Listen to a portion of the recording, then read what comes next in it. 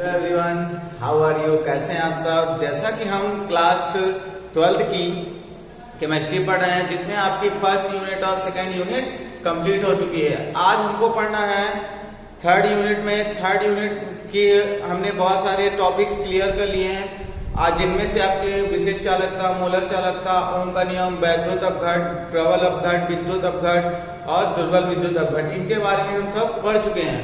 आज हमको पढ़ना है कोलरास के नियम के बारे में। तो आइए देखते हैं कोलरास के नियम के बारे में। और अभी तक आपने हमारे चैनल को सब्सक्राइब नहीं किया है तो चैनल को सब्सक्राइब कर दें और लाइक का और बेल बटन जरूर दबा लें, जिससे आने वाली वीडियो की नोटिफिकेशन आपको सबसे पहले मिल जाए। कि कोलरास के नियम, इस नियम का प्रतिपादन सर्वप्रथम 1876 ईस्वी में किसने प्रतिपादित किया था? आपके कोलरास ने प्रतिपादित किया था, जिनके अनुसार अर्थात प्रबल विद्युत अपघट या दुर्बल विद्युत अपघट या वैद्युत अपघट की आणविक चालकताओं को ज्ञात करने के लिए इस नियम का प्रतिपादन दिया था। जिनके अनुसार जब अनंत तनुता पर समस्त वैद्युत अपघट, अर्थात हमने एक पात्र लिया, उसमें हमने विलायक लिया और उसमें कुछ वैद्युत अपघट डाला, तो क्या कहता है? जब अनंत तनुता पर समस्त वैद्युत अपघट पूर्ण रूप से आयनित हो जाता है, क्या हो जाता है? अपने आयनों में विभक्त हो जाता है, तो उनके मध्य लगने वाला अंतर आयनिक आकर्षण बल, वैद्युत अपघट जैसे आपका H2SO4 हो गया, HCl हो गया, कुछ भी आपका वैद्युत अपघट, तो जैसे वो बंध बने, तो जैसे हमने उसमें गोला तो उनके अणु क्या हो जाएंगे? जल में आसानी से या विलायक में घुल जाएंगे, तो उनके अणुओं के मध्य लगने वाला अंतर आयनिक आकर्षण बल क्या हो जाता है? नगण्य हो जाता है। तब इस अवस्था में वैद्युत अपघट की आणविक चालकता उसमें उपस्थित, अर्थात देखिए आणविक चालकता में प्रत्येक आयन का एक निश्चित योगदान होता है।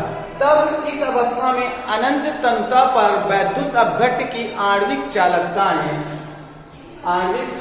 का मान उनमें उपस्थित धन आयन और ऋण आयनों की अनंत तनुता पर आयन चालकताओं के योग के बराबर होता है। तो क्या बताएंगे? फिर से सुनिएगा। जब इस नियम का प्रतिपादन सर्वप्रथम किसने किया था? आपके कोलरास ने प्रस्तुत किया था, जिनके अनुसार क्या बताएंगे? जब अनंत तनुता पर समस्त वैद्युत अपघट पूर्णतः आयनित हो जाता है, तब उनके अणुओं के मध्य लगने वाला अंतर आयनिक आकर्षण बल पूर्णतः नगण्य हो जाता है। तब इस अवस्था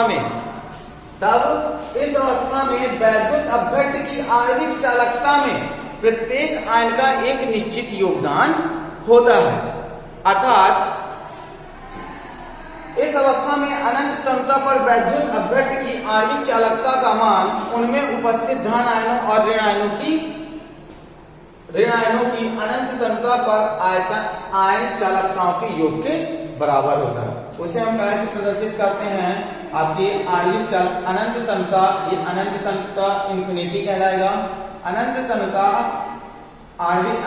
पर आणविक चालकता x अनंत तनुता A प्लस y अनंत तनुता C, जहां अनंत तनुता A व आणविक चालकता अनंत तनुता C क्रमशः ऋण आयन व धन आयन की अनंत तनुता पर आयन चालकताएं कहलाती हैं, और x व y क्रमशः ऋण आयनों व धन आयनों की प्रति फार्मूला इकाई में संख्या, अर्थात ये x और y क्या कहलाएंगे? जैसे हमने कोई भी फॉर्मूला लिया तो उसमें जितनी उसकी ऑक्सीकरण संख्या या उन तत्वों की जो संख्या दी रहेगी उनको वहां पर प्रदर्शित करेंगे।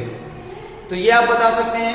ऐसे आपके हैं इसके अनुप्रयोग। तो आइए कोलरास के नियम के अनुप्रयोग देखते हैं। तो इनके निम्नलिखित 4 अनुप्रयोग हैं। कितने अनुप्रयोग हैं निम्नलिखित? वैसे तो बहुत हैं, अनेकों हैं, लेकिन मुख्य रूप से हमको कितने पढ़ने हैं?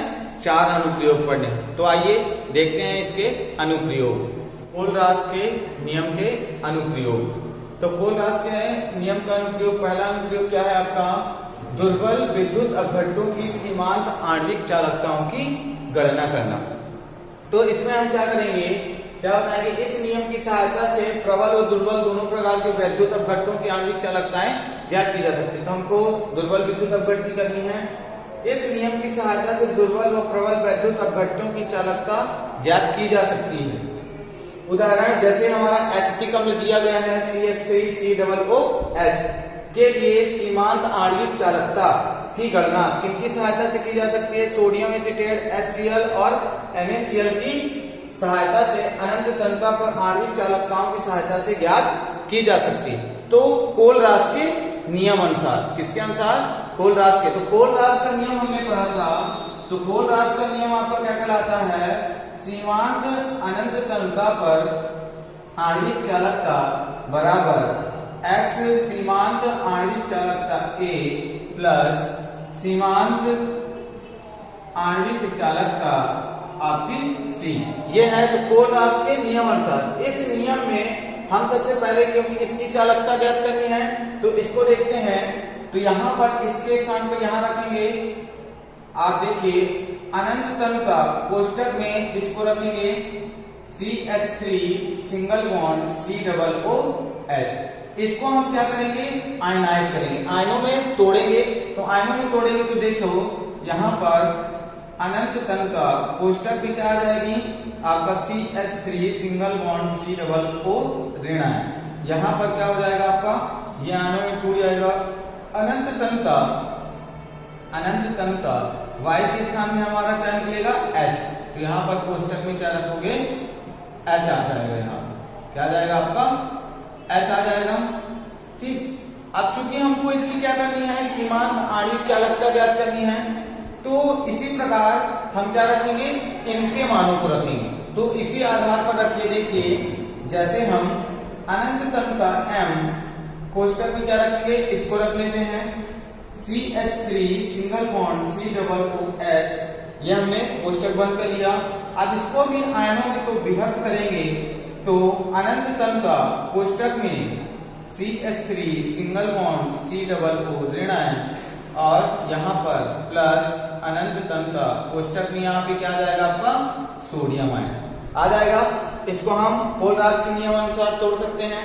अब इसी प्रकार HCl को, तो HCl को जब हम आयनाइज करेंगे तो देखिए यहाँ पर HCl, तो देखिए यहाँ पे अभिकृत कराएंगे तो अनंत तंत्र पर कोष्टक में H धन आयन और यहाँ पर क्या आ जाएगा आपका? देखिए प्लस कोष्टक में यहाँ पर हम क्या रख लेंगे? Cl अनंत तंत्र पर। इसी प्रकार हम सोडियम क्लोराइड को भी आयनाइज कराएंगे अनंत तंत्र पर M कोष्टक में NaCl। तो ये आप इस तरह कराएंगे। इसको हम क्या करते हैं? आयनों में विभक्त कर दें। तो आयनों में विभक्त जब करेंगे तो यहाँ पर देखिए क्या क्या आ जाएगा आपका? अनंत तंत्र कोष्टक में Na धन आयन और यहाँ पर क्या आ जाएगा आपका? प्लस अनंत तंत्र यहाँ पर क्या आ जाएगा आपका? Cl ऋण आयन, ये रख लें। अब इन सभी मानों को इसके सापेक्ष रखने पर इसके सापेक्ष, क्योंकि हमको इसकी चालकता ज्ञात करनी है ना। आपके किसी एक पात्र में, जैसे ये एक पात्र है, इसमें आपको ये सब घोल देना है, तो इनके हमको क्या करना है? चालकताएं ज्ञात करनी है। तो देखिए इन सभी मानों को, इसको और इनको कहां पर रखने पर? इसके साथ रखने पर। तो देखिए जब हम इन मानों को, तो ये हमने इसको अलग कर दिया, तो देखिए इन मानों को एक साथ रखेंगे। तो यहाँ पर ले लेते हैं, यहाँ पर हमने क्या रख लिया आपका? ये मान। तो सीमांत आणविक चालकता M कोष्टक में CH3 सिंगल बॉन्ड COOH, ये रख लिए। अब इसमें हमको इन मानों को सभी को रखना है। तो सबसे पहले हम किसका लेते हैं? यहां से लेते हैं ये वाला, तो इसको रखेंगे यहाँ पर। तो यहाँ पर बराबर अनंत तंत्र कोष्टक में क्या जाएगा आपका? क्या जाएगा आपका? CH3 सिंगल बॉन्ड COO ऋण आयन, ये आ जाएगा। अब उसके बाद क्या लगा है? प्लस। तो यहाँ पर क्या लगा दोगे? प्लस। यहाँ पर क्या जाएगा आपका? अनंत तंत्र कोष्टक में Na धन आयन, ठीक है। फिर उसके बाद आपका क्या है? ये सोडियम लेंगे तो ये माइनस का हो जाएगा। यहाँ पर रखेंगे माइनस अनंत तंत्र, तो देखिए यहाँ पर क्या आ जाएगा Na आपका धनायन दिया गया। अब इसके बाद हम एक धनायन का क्या है आपका हाइड्रोजन। तो यहाँ पर ये क्या आ जाएगा आपका प्लस का अनंत तन का M कोष्टक में यहाँ पे क्या आ जाएगा आपका H धनायन आ गया। अब एक क्या लेते हैं Cl ले लेते हैं। तो यहाँ का हमने Cl ले लिया, तो यहाँ का जब Cl लेंगे तो ये कहाँ का हो जाएगा प्लस का हो जाएगा। प्लस का है तो यहाँ पर देखिए अनंत तन का कोष्टक में Cl ऋण है, और ये ऊपर ले जाएंगे तो ये कहाँ का हो जाएगा माइनस का। अनंत तन का कोष्टक में Cl ऋण है, या इतना आ जाएगा। अब इन सभी मानों को क्या करने पर जोड़ने पर, क्या करने पर जोड़ दीजिए। तो जोड़ेंगे तो देखिए यहाँ से अनंत तन का M कोष्टक में CH3 सिंगल बॉन्ड COOH कोष्टक बंद। इसको और इसको देखो यहाँ पर इन दोनों एक कॉमन है, तो यहाँ पर हम बराबर क्या लगाएंगे अनंत तन का M कोष्टक में यहाँ पर क्या आ जाएगा आपका CH3 सिंगल बॉन्ड COOH ये आपस में दोनों जुड़ जाएंगे तो ये बन जाएगा।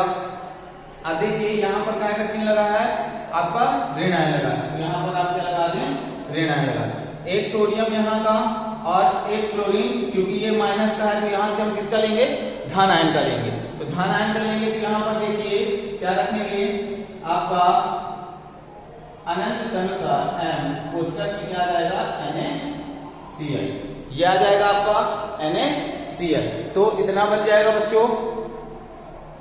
और देखिए NaCl, अब ये हो गया माइनस का। अब उसके बाद ये काहे का चिन्ह लगा हुआ है आपका प्लस का, तो यहाँ पर हम क्या लगाएंगे अनंत प्लस अनंत तन का M और क्या आ जाएगा आपका HCl। ये आपका कोल रास का प्रथम नियम कहलाता है। ये बहुत इंपॉर्टेंट है, ये प्रबल विद्युत अपघट के नाम से भी पूछा जाता है, तो इसको आप अच्छे से रिपेयर कर लीजिए और हल कर लीजिए। ये आपका 5 नंबर के प्रश्न में पूछा जाता है। आइए अब देखते हैं द्वितीय नियम। तो देखिए इसमें क्या बताएंगे दुर्बल विद्युत अपघटों की आयनन की मात्रा की गणना करें। तो इसकी सहायता से हम किसी भी दुर्बल विद्युत अपघट की आयनन की मात्रा की गणना कर सकते हैं। तो जैसे किसी दुर्बल विद्युत अपघट के आयनन की मात्रा तथा उसकी आणविक चालकता स्थिर ताप पर अनंत तनता पर आणविक चालकता के अनुपात के बराबर होती है। इसे अल्फा से प्रदर्शित करते हैं, अर्थात अल्फा बराबर आणविक चालकता और अनंत तनता पर आणविक चालकता, अर्थात विलयन पर आणविक चालकता और उसकी विलय की आणविक चालकता। तो इसे हम विलय की आणविक चालकता क्या हो सकती है धनात्मक या ऋणात्मक दोनों हो सकती है, जिसे हम धन और ऋणांश से व्यक्त कर सकते हैं। और देखिए इसमें क्या बताएंगे अनंत तन का भी विलयन का तुल्यांकी भाग कहलाएगा और अनंत तन का M या आणविक चालकता अणुओं की अनंत तन का पर अणुओं की तुल्यांकी चालकता कहलाती है। अल्प विलेय लवण की ये तीसरा अनुप्रयोग अल्प विलेय लवण की विलेयता, अर्थात वे लवण जो जल में बहुत घुलनशील होते हैं या जब उन्हें जल में घोला जाता है तब इनकी बहुत कम मात्रा जल में घुलती है और बहुत अवक्षेप शेष रह जाता है, उसे हम क्या कहते हैं अल्प विलेय लवण कहते हैं। अतः आणविक चालकता बराबर M आणविक चालकता के इंटू V। तो V जहाँ आपका आयतन कहलाएगा V और Kv क्या कहलाएगा विलयन की विशिष्ट चालकता कहलाएगी और आपकी अनंत तनता पर आणविक चालकता अनंत तनता पर विलय के लवणों की चालकता को व्यक्त करता है।